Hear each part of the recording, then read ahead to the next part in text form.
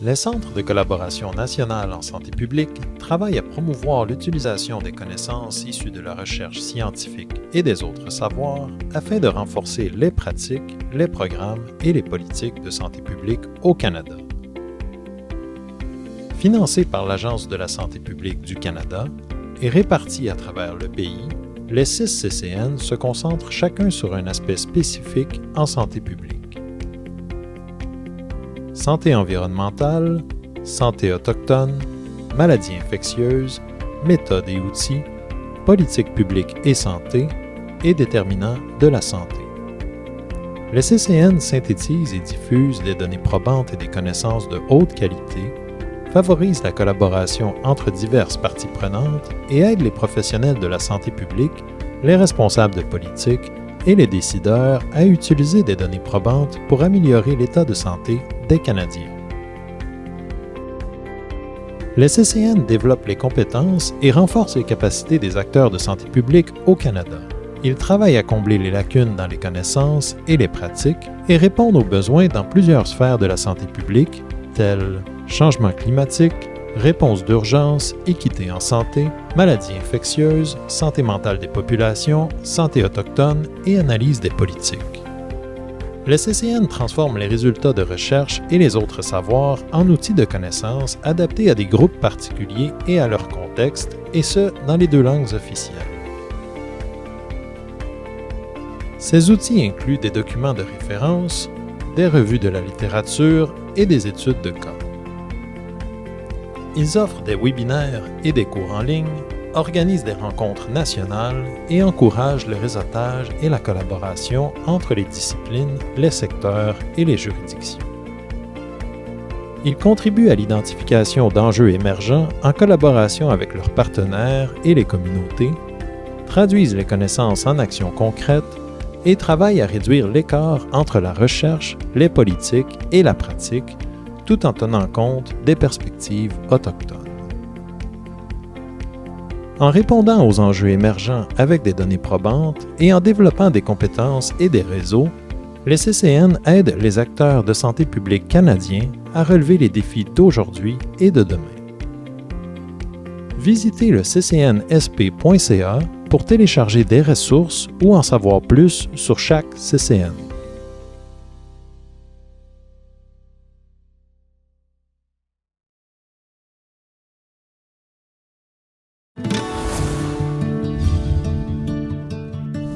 Bienvenue à cette formation en ligne. Je suis Florence Morestin et je suis responsable de cette formation au CCNPPS. Voici quelques conseils pour améliorer votre expérience de formation. Premièrement, la durée totale de la formation est de 6 à 8 heures. Je vous conseille donc de l'aborder en plusieurs fois. Dans le module d'introduction, vous trouverez une proposition de découpage pour suivre la formation en 2, 3, 4 ou 5 sessions. Deuxième conseil, vous verrez que cette formation contient beaucoup d'exercices. Il est important de les faire et de prendre le temps de lire les corrigés. Réfléchir aux exercices fait partie de l'apprentissage et lire les corrigés aussi, parce qu'ils renforcent les messages à retenir. Troisième conseil, si vous êtes inscrit à la formation en même temps que des collègues, il serait intéressant de discuter entre vous de vos apprentissages et des liens possibles avec les projets de votre organisation. Ça enrichira votre expérience de formation. Un mot pour conclure. Avant de vous lancer dans le contenu, prenez le temps de regarder le module d'introduction qui explique comment fonctionne cette formation en ligne. Alors, je vous souhaite bonne chance et une bonne formation.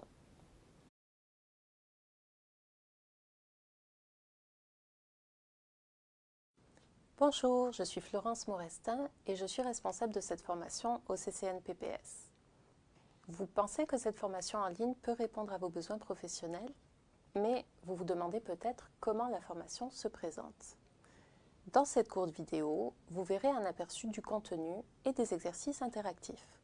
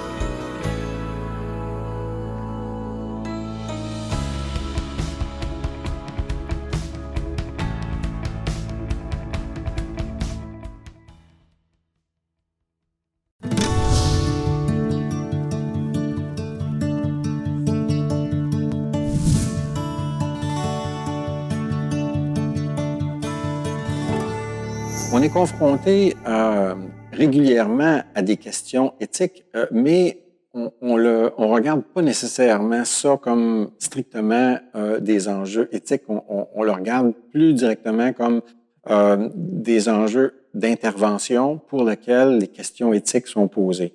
Quand on pense à l'éthique de la recherche, l'évaluation de la faisabilité des interventions et puis de la qualité des projets de recherche sont faits séparément de l'évaluation éthique ou du comité d'éthique comme tel. Quand on intervient en santé publique, les deux sont très, très intimement liés. On regarde à la fois la qualité des interventions, les déterminants sur lesquels on travaille et les considérations éthiques. Je vais prendre l'exemple d'un programme sur la tuberculose ou Nunavik sur lequel on travaille actuellement, pour lequel on doit reculer un peu puis regarder l'histoire. Parce que si on veut respecter les communautés avec lesquelles on travaille, on doit absolument comprendre les volets de stigmatisation autour de la tuberculose. On doit voir que les gens ont eu un traumatisme social extrêmement important qui est toujours vivant, et puis qu'il y a eu des approches extrêmement paternalistes, directives, dans lesquelles les gens avaient rien à dire. Puis on a des gens qui ont été déportés du nord vers le sud, puis que leurs proches au nord n'ont jamais revu par la suite. Donc ça montre à quel point, puis les gens s'en souviennent. Donc, avant même d'intervenir, on doit être très conscient qu'il doit y avoir des considérations sur la perception des gens du problème de santé, que tout le monde ait ce respect-là des communautés avec leur vision, leur propre vision culturelle, leur propre vision de la santé, et puis qu'on puisse partager cette compréhension-là à tous les intervenants. Donc, il y a des programmes de sécurisation culturelle qui sont mis en place spécifiquement quand on pense aux interventions. Et pour moi, ça, c'est une approche éthique essentielle.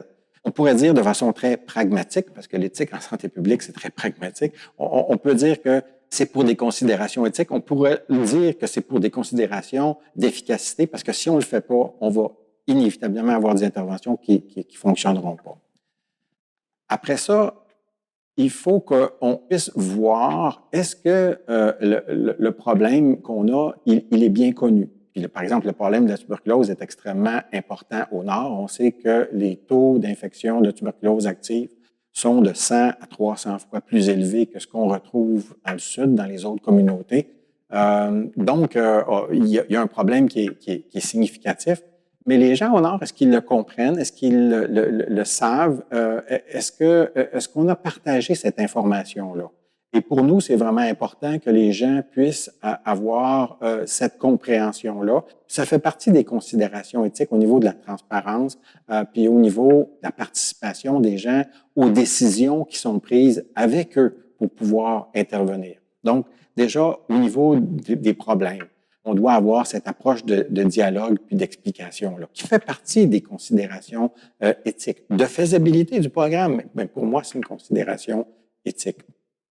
On doit regarder les interventions qui sont mises de l'avant pour lesquelles, par exemple, ces interventions-là impliquent du dépistage. Dépistage des gens qui pourraient avoir soit des tuberculoses actives, soit des tuberculoses latentes, pour lesquelles il y a des traitements qui sont efficaces, puis donc on peut non seulement guérir les personnes, mais on peut prévenir la transmission aux autres personnes.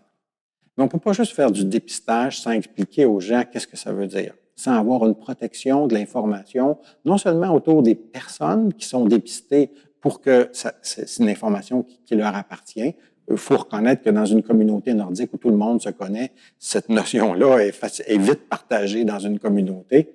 Mais aussi auprès des communautés, on a des demandes des communautés pour dire, nous, on ne veut pas être identifié comme étant la communauté qui a le plus de tuberculose chez nous, puis on veut avoir ce respect-là. Donc, quand on fait des interventions de dépistage, on doit avoir autant le respect des personnes pour qu'ils comprennent bien qu'est-ce que ça veut dire et puis qu'ils soient d'accord qu'on fasse cette chose-là, mais aussi des communautés pour voir quand on véhicule de l'information qu'il y ait un respect des communautés. Puis évidemment, quand on ramène de l'information, parce que l'information, elle est essentielle au changement au niveau de la situation, cette prise d'information-là doit se faire en lien direct avec la communauté pour que les gens soient d'accord de ce qui va être retransmis aux autres.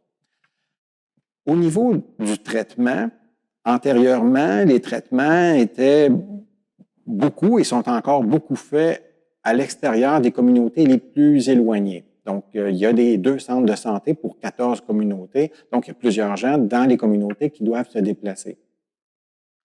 En respect des personnes, de leur famille, de leur vécu, mais aussi de la faisabilité des interventions, parce que quand ils doivent se déplacer, les gens n'aiment pas ça, souvent, ils préfèrent cacher la maladie jusqu'à très tardivement pour pas avoir à se déplacer dans une autre communauté. Donc, est-ce qu'on peut rapprocher le traitement plus près des gens?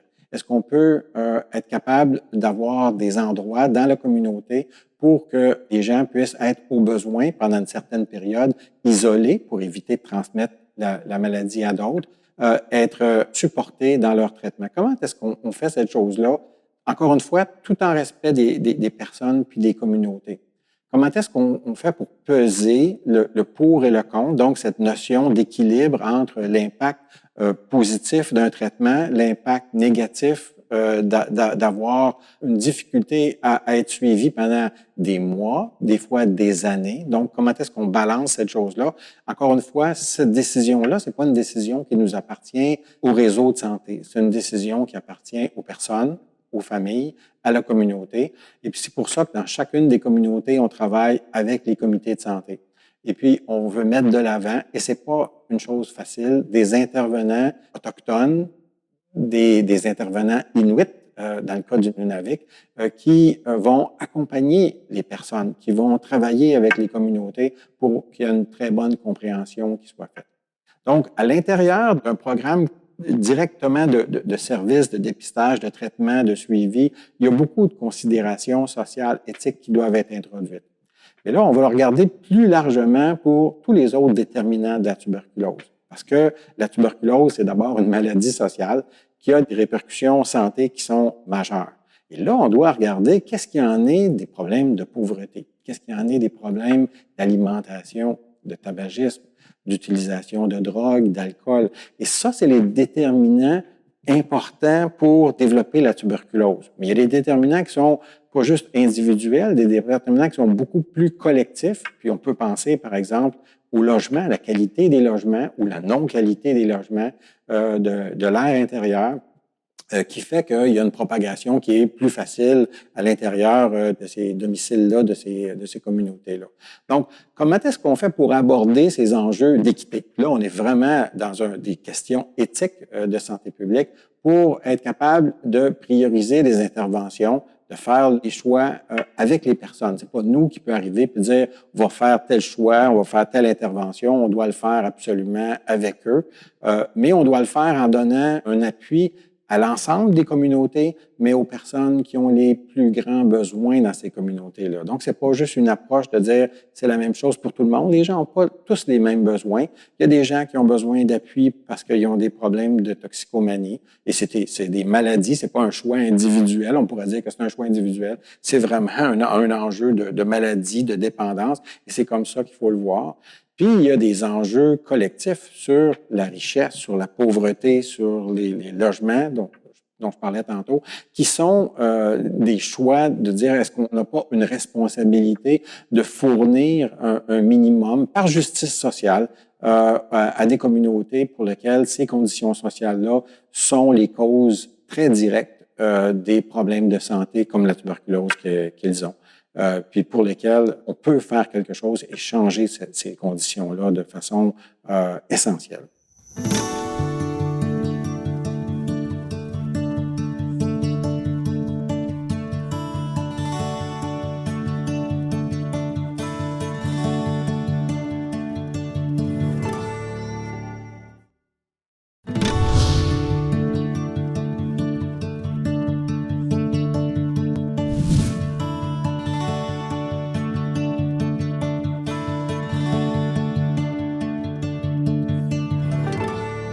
I've been a practitioner now for 20 years.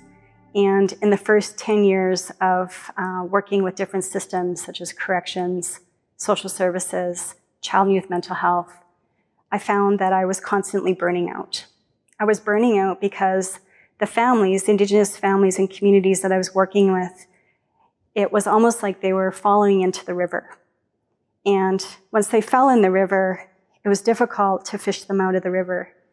And that's what caused the burnout, because I was trying to fish people out of the river. And in a way, I still feel like that in trying to address maternal-child health disparities or the opioid crisis, or trying to reduce injuries with elders in our home communities. And every day was a fight and a struggle trying to fish people out of the river. And I think that the role or the goal of public health is ultimately to go further upstream. It's about building those policies and those bridges across the river so that people aren't falling in. In order to address health disparities, colonial policies, and structural racism, we need to understand the normalization, legitimization of the historical and ongoing colonial system, as well as the social and interpersonal, political, economic, social, and cultural exclusion and marginalization of Indigenous peoples in this country. Ultimately, it's really about a hierarchy of privileging whiteness and disadvantaging, marginalizing, and excluding Indigenous voices, perspectives, and Indigenous ways of knowing, being, and doing in this world. And until we address those power imbalances, only then will we really tackle the disparities and inequities in our countries to ensure that we close the health gap. Some of the ways that we can action this is through education and awareness. Through education, we can challenge our misconceptions and misperceptions, and building awareness and capacity in terms of integrating Indigenous perspectives, ways of being, knowing, and doing. But this can only be done if the research and approaches are through community-based and nation-driven approaches. This is fundamental in order to work towards self-determination. Self-determination is key, but so is building relationships that are respectful and reciprocal, authentic, and works toward a common goal. And only then, I think, through these relationships will we really, bring balance to the power imbalances and disparities and inequities that have been perpetuated. I think we need to move beyond reconciliation and work towards reconciliation, and that these actions are like a stone thrown in water, whereby the change starts with ourselves and radiates out with our conversations and our relationships with our family, and building those relationships within our community and across our province and across our beautiful country and across the world, and working internationally with the rights of Indigenous peoples.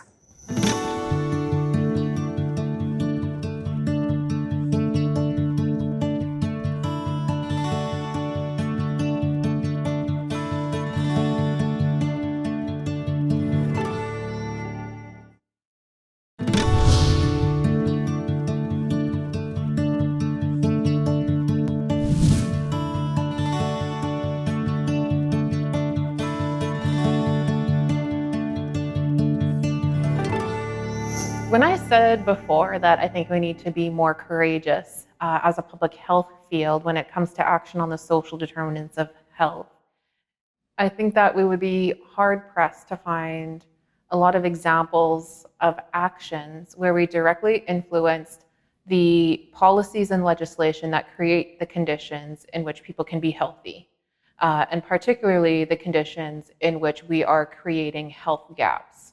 And so TRC, the call to action number 18, called on us to understand the current state of Indigenous health and the Indigenous health gaps compared to the general population as a result of government policy. But since that came out, or when those similar recommendations were made in things like the Royal Commission on Aboriginal Peoples in 1996, I don't think that we saw the examples that we needed to see around things like the racialization of poverty that's experienced by Indigenous peoples, and how appropriation of the lands and disconnection from the lands and resource base, and how other policies that create higher levels of income inequality result in the clustering of Indigenous peoples in the lowest income brackets, and the way that that contributes to the health gap experienced by Indigenous peoples, as one example.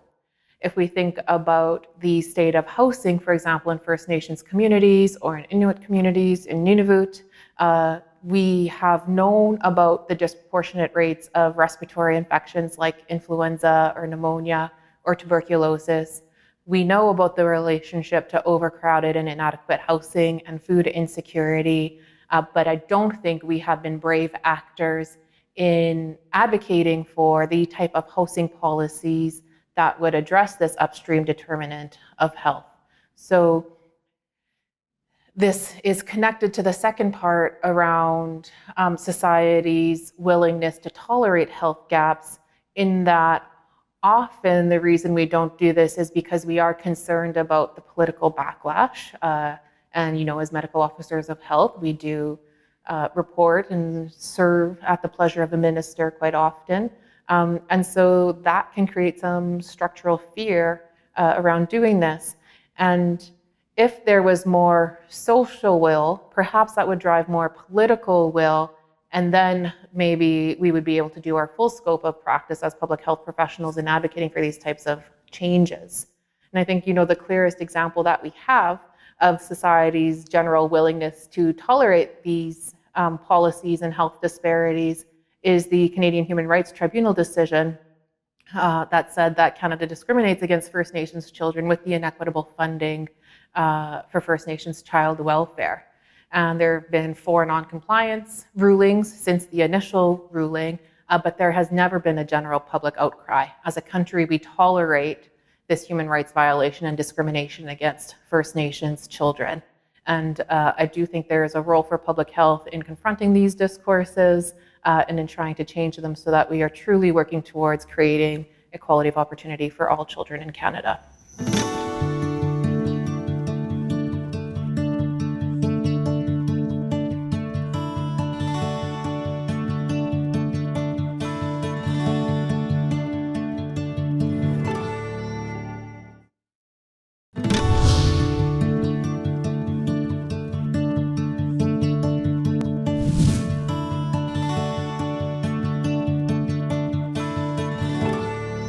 Quite clearly, ethical issues arise in each of those different domains of public health practice.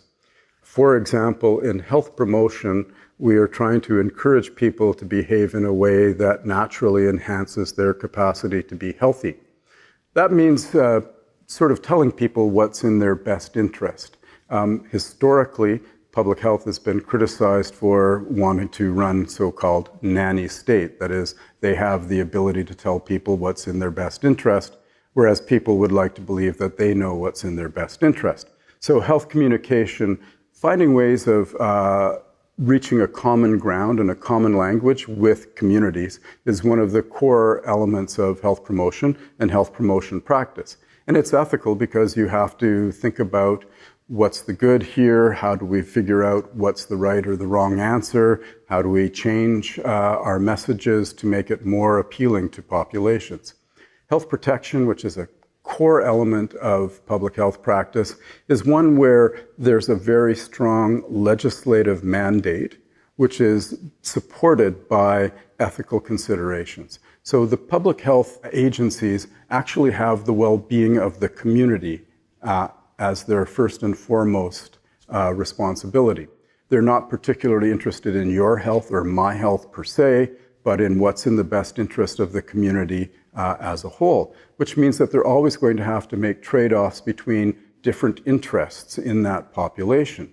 One of the elements of public health ethics that's very important is the notion of equity and ensuring that you're always worried or concerned that whatever action you take isn't making the worst off of the population even worse off. And so that equity consideration, that equity lens, cross-cuts all of the different dimensions of public health practice. So if I were to say there were one key ethical issue and one key theoretical construct that unites public health practice across all of those 6 domains, it would be concern for health equity.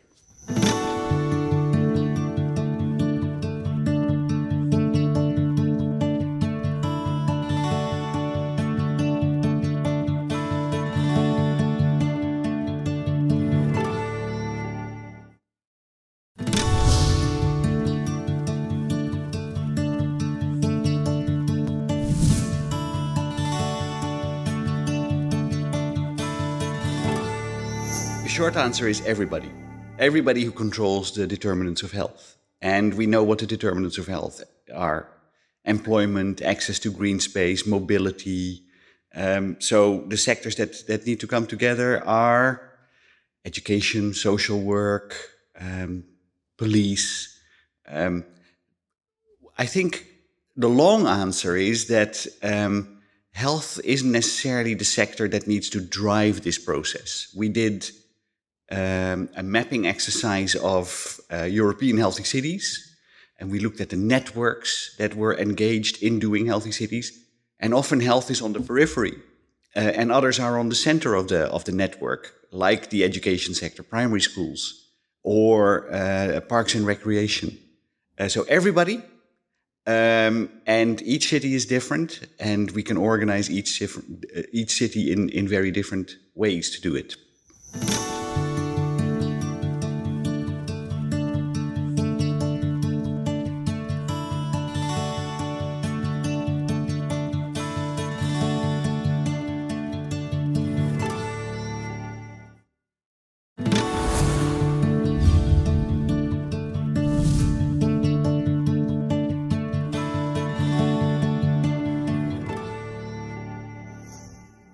Mais il faut comprendre que c'est les décideurs politiques qui prennent des décisions, des orientations sur les différentes politiques publiques. Puis au-delà de ce qui concerne notre propre santé par rapport à notre génétique, etc., on sait que ce qui explique que les gens restent en santé ou demeurent en santé ou deviennent en santé, c'est les conditions de vie dans lesquelles ils vivent. Donc on appelle ça les déterminants sociaux de la santé. Donc c'est véritablement là où on est, dans quel contexte environnemental, à la fois physique, à la fois social, le revenu, toutes ces conditions de vie, tout ce qu'on est exposé dans notre milieu de travail, par exemple, à l'école, etc., c'est ce qui va expliquer l'importance de la santé. Et donc, je vous dirais que les décideurs politiques, quand on travaille dans un autre ministère que le ministère de la Santé, qui s'occupe du système de soins, mais si on s'occupe de l'alimentation, si on est au ministère de l'Agriculture, si on est en environnement, si on est dans le revenu, si on est dans le ministère du Travail, ce sont tous des gens qui ont des leviers pour nous aider à maintenir la santé de la population.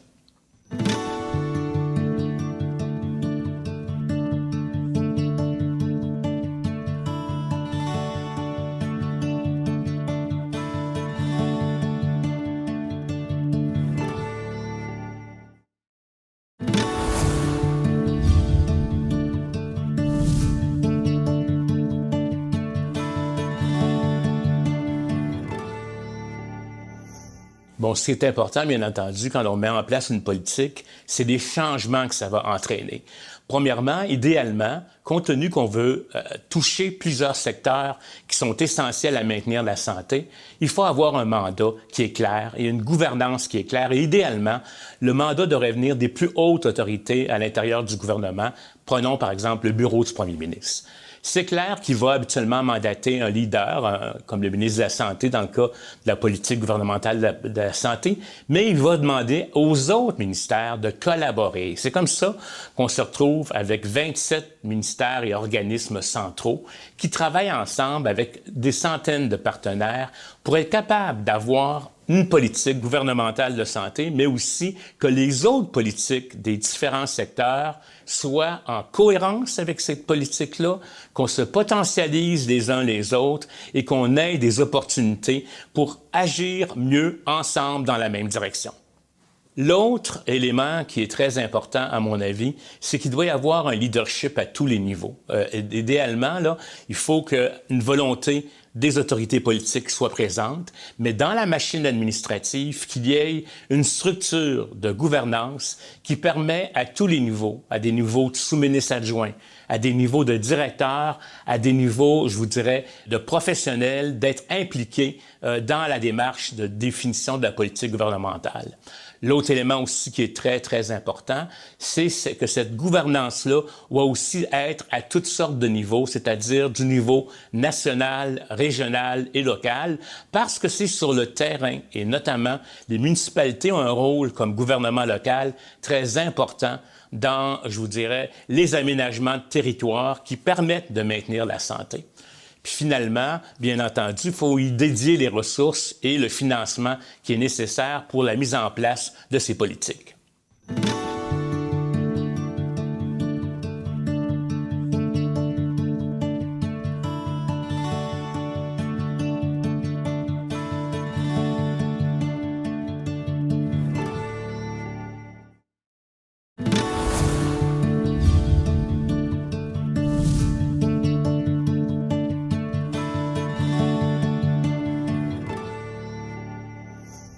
faut comprendre que quand on travaille cette politique gouvernementale, on n'arrive pas avec une prescription de la santé envers les autres. C'est une démarche qu'on appelle gagnant-gagnante. Dans les faits, on ne demande pas aux autres secteurs de faire le travail de la santé, mais on sait que les choix qu'ils vont faire dans le transport, le choix qu'ils vont faire dans la distribution alimentaire, dans la qualité des aliments, dans la capacité de pouvoir avoir des milieux qui favorisent le transport actif, etc., bien, on travaille ça en gagnant-gagnant avec eux, de telle sorte qu'à la fois leur politique va contribuer à maintenir la santé et, dans les faits, sans qu'ils aient à travailler dans des leviers qui ne sont pas les leurs. Ce n'est pas le système de santé qui peut agir sur le transport collectif, qui va agir sur l'environnement, c'est le ministère de l'Environnement, ce sont les municipalités qui vont prendre des décisions d'aménagement qui sont nécessaires. Donc, tout le monde devient gagnant, tout le monde devient cohérent et on se capitalise les uns les autres dans les investissements qu'on met pour la prévention de la santé, parce que prévenir ça aussi, c'est s'assurer que plus tard, il y ait moins de maladies chroniques, puis parce qu'on a prévenu, on va être capable de maintenir un système de santé public. Sinon, la pression va être trop forte sur le système de soins.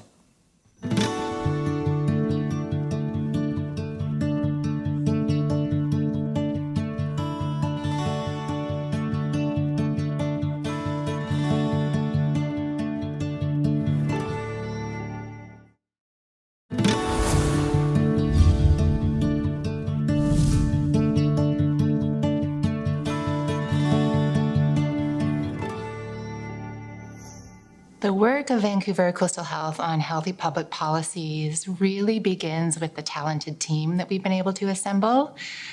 So I think we've put a great deal of thought and care into hiring people with a traditional public health skill set and also hiring people from outside of public health. So people with skills that are rooted in social innovation, people who come from academic institutions, people who worked in local government settings and the nonprofit sector. So this workforce mix, I think, is what helps us to bring diverse and innovative perspectives and skill sets and to support building healthy public policy skill sets. We also have two important roles. One is a practice lead for capacity research and evaluation, and the other is a KT and comms lead. And these two roles support the whole team to build the HPP skills, if you will.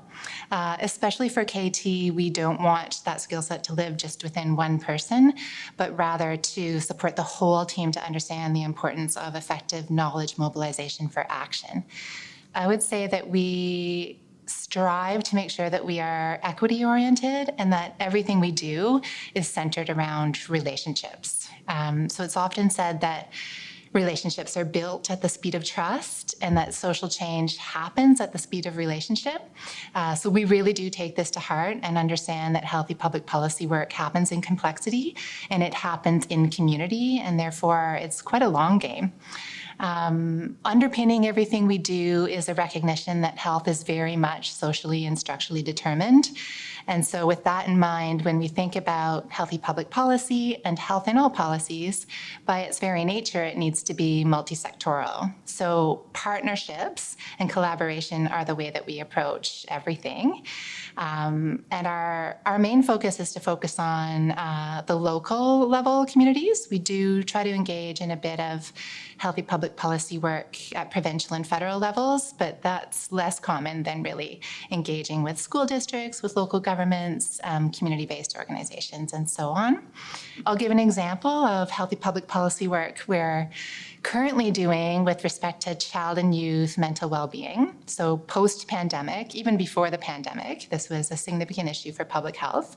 We brought together a group of people from near and far to host a Best Brains exchange to talk about what child and youth mental well-being looks like post-pandemic, and also sort of chat through solutions for what we could do about it as a public health community and in collaboration with our partners. So not necessarily public health out in the lead, but just working together. So we had a person on our team pull together an evidence review. This was significant, pretty large. And so we decided to partner with a provincial organization called BC Healthy Communities. In that partnership, we created a set of resource guides. And the resource guides are targeted at actions local governments can take to make a positive difference in child and youth mental well-being. We landed on 4 protective factors because these are factors that are quite likely to be influenced by local governments, and they were impacted during the pandemic. So those are play, participation, safety, social belonging, and connection. In those guides, we have presented the evidence. We have also given examples from other jurisdictions and then highlighted what social policy could look like within a local government context. We are now in the midst of hosting webinars with our partner, BC Healthy Communities. And the nice thing about it is that we'll be mobilizing and having these conversations and hope to see work locally in our health region. But BC Healthy Communities is a provincial serving organization, so this information can go well beyond the boundaries of our geographic scope.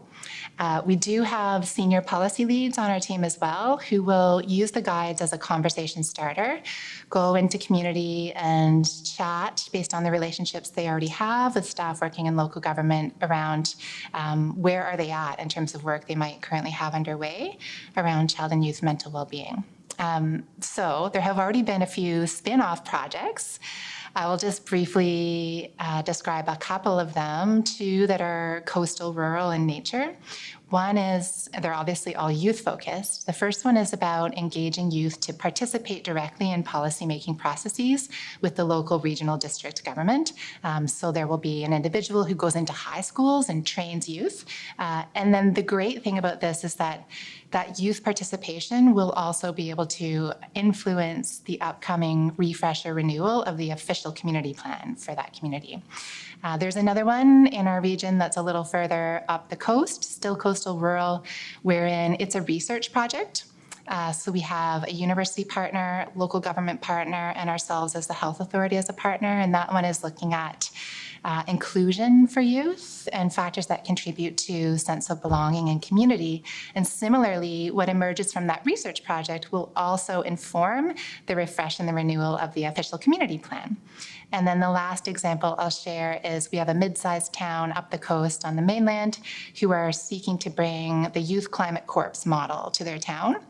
So we are supporting them through having a staff person come alongside in the project, add support, add capacity. We will also help them to develop an impact tracking framework.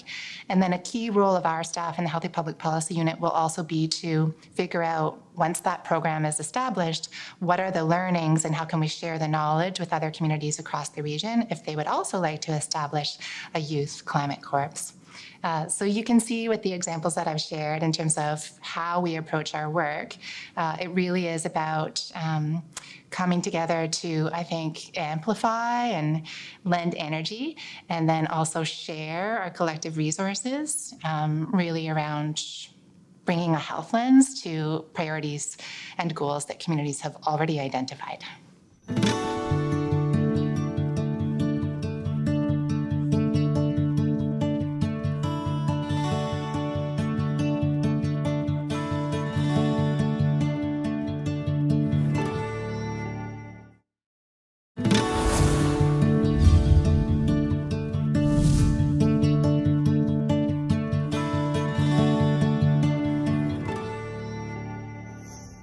One instrument that we have created to improve our healthy public policy practices in Vancouver Coastal Health is through the creation of a policy monitoring framework.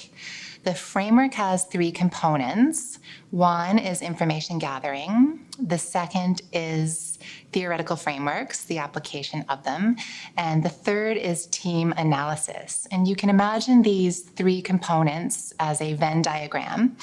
And in the middle, we are looking for policy windows of opportunity. So our hope is that when a policy window of opportunity is identified, that we are ready to jump through. So behind the scenes, we are doing all of the regular work of the relationship building, the evidence gathering, and all of those things. But we do monitor on a weekly or a bi-weekly basis. I'll talk about why all 3 components are important. So first, with respect to information gathering, you can imagine that if you didn't have this, then the work wouldn't be evidence informed. So this piece is really important. In terms of theoretical frameworks, these are also important because they add rigor and they provide best practice guidance to the team about potential policy actions to take. And then the last one is team analysis. Without the human component, we wouldn't have the critical thinking, and we would potentially miss out on opportunities to collaborate with partners. So those three things go together. I'll talk a little bit more about the information gathering. This is done in two ways. Firstly, it's done within the context of relationship, which is at the heart of everything that we do. So we build ongoing relationships with folks in community, and in particular with local government staff. So sometimes they give us a heads up about a motion that might be coming to council, and then we have a little bit more lead time to see, is this relevant for public health? Is it likely to pass anyways? Do they need our support? We really check in with staff to say, would a letter be helpful? Is there any evidence that you might be in need of? That's really important. Also just seeing people at events and hearing about things that might be coming up so that we can alert our team, and in particular the medical health officers that we work with. So they often speak in front of council. We do hope to lend support, but sometimes we're going to be on record in terms of opposition that something might be harmful to the health of the population. So it's very much relational. And there's a piece of technology that we've developed that we're very proud of. It's in the pilot stage. It's called PAM. It's a policy and monitoring system. So this system sits within the broader Office of the Chief Medical Health Officer, meaning it is meant to meet the needs of all of the folks working in that office, not just in the Healthy Public Policy Unit. And it is a collaboration between the epidemiologists who work in the Public Health Surveillance Unit and the Healthy Public Policy Unit. And what it does is, through the code that they've developed, it kind of works on a daily basis to look for health priorities in municipal council agendas or in municipal council meetings. It looks at specific media discourse on topics that we've identified as priorities for public health. It would be looking at legislative changes or other policymaking entities, and it gathers all of that information up and puts it into a dashboard that our team can use to help us prioritize and strategize around what actions are we going to take next. We're about 80% of the way there in the development of this tool. We're piloting it right now. And so at the moment, we are doing the policy monitoring both manually, online, and in the context of our relationship and community. But it really does help us in terms of how are we going to show up with and for our partners and bring that health lens to the work that is taking place in community with respect to the social determinants of health.